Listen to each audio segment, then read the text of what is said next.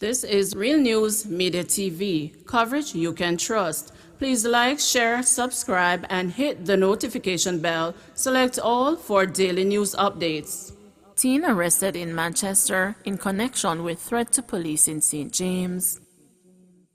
A 17-year-old boy has been arrested in connection with a threatening phone call and extortion demand on the Freeport police in St. James. The teenager was arrested yesterday by police investigators during an operation in Manchester. In the recording, the caller identifies himself as the brother of an inmate, Ricardo Moses, and a member of the Sparta gang. He also demanded the release of the inmate in 24 hours. Head of the police's corporate communications unit, Superintendent Stephanie Lindsay, has warned members of the public to desist from creating public mischief following the arrest of the teenager. If any one of our facilities or individuals are threatened, then there are certain protocols we will implement, she said. Lindsay said the police are currently interviewing the teen. We are not releasing any names at this time. The investigators are interviewing them and going through the necessary procedures. At the end of that process, they will determine the next move, she said. 3 new categories of persons eligible for COVID-19 vaccines locally.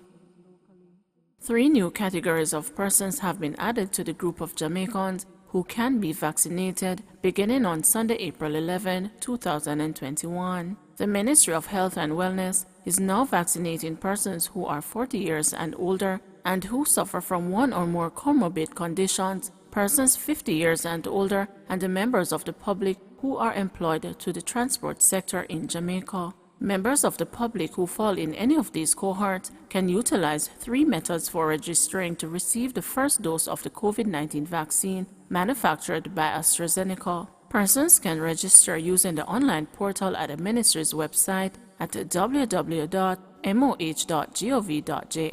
call the National Vaccination Hotline at 888-1-LOVE, or register on spot at one of the Blitz sites across the island. In the meantime, preliminary reports have indicated that some 12,488 Jamaicans received the AstraZeneca vaccine on the first day of the ongoing island-wide blitz. 38% of the vaccinations occurred in the southeast region, followed by the southern region with 28%, while the western region and the northeast region contributed to 19% and 15% respectively to the overall count. The ministry is continuing to vaccinate tourism workers, teachers and other employees of educational institutions, and staff members from the Department of Correctional Services, Jamaica Fire Brigade, PICA and Jamaica Customs.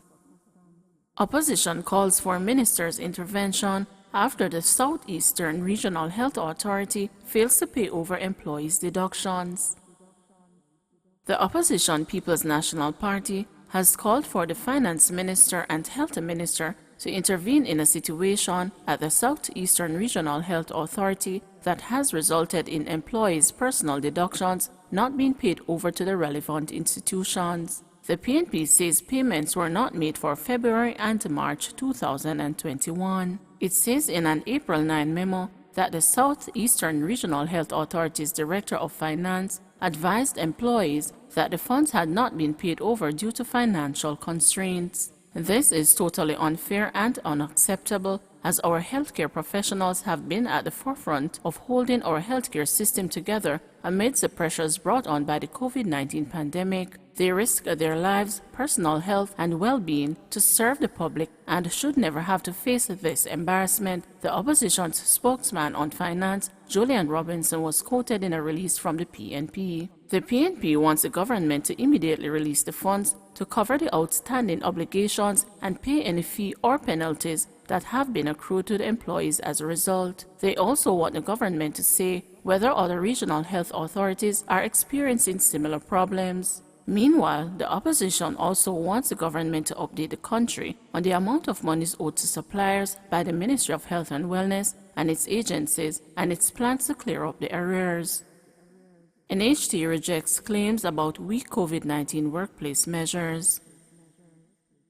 The National Housing Trust has rejected assertions that its workplace COVID-19 response has been lacking. Several employees have raised concern about the measures implemented by the state agency, including its implementation of the work-from-home order. concerns have also been raised about how it treats positive cases in the workplace and the frequency with which workspaces are sanitized. However, NHD has countered those assertions. The NHD rejects the suggestion that it has been slow in implementing the work-from-home order for public sector workers and that the company's protocols in the treatment of positive COVID-19 cases have been questionable, it said in a response to the news. The state agency pointed out that it received an email from the University and Allied Workers Union, which represents some workers, on Thursday. The email outlined what NHD said are non-specific allegations and said it was in the process of responding to the union. It said regarding its implementation of the work-from-home order that since March 2020, it has made arrangements for employees and that approximately 400 or 35% of staff across its 13 branches have been operating under the measure. This number is expected to increase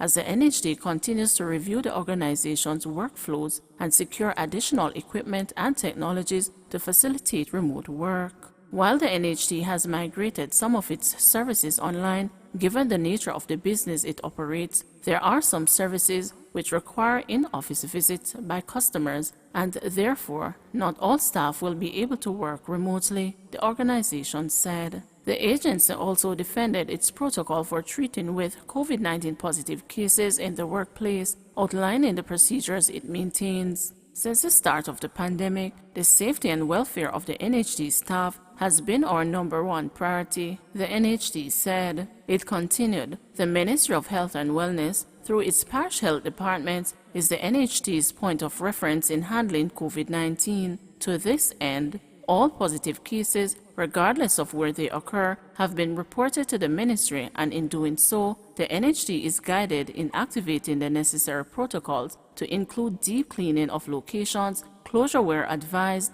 identifying staff to be placed in quarantine as a result of contact tracing, and also identifying staff who are to be tested. Where the latter is concerned, the NHD has worked out arrangements to include mobile testing so that affected employees can be quickly identified and isolated. The NHD said since the start of March last year, it has also significantly increased the frequency with which cleaning is conducted, noting that some areas are sanitized several times per day. In addition, sanitization stations, plexiglass and other mechanisms to create the recommended distancing between staff and customers have been installed across our offices, the state entity said. The NHD acknowledged that since March 2020, 82 employees have been infected, 72 of whom have contracted the disease since January. It said 1 person has died and 3 others has been hospitalized. However, it said the increase in cases experienced within the organization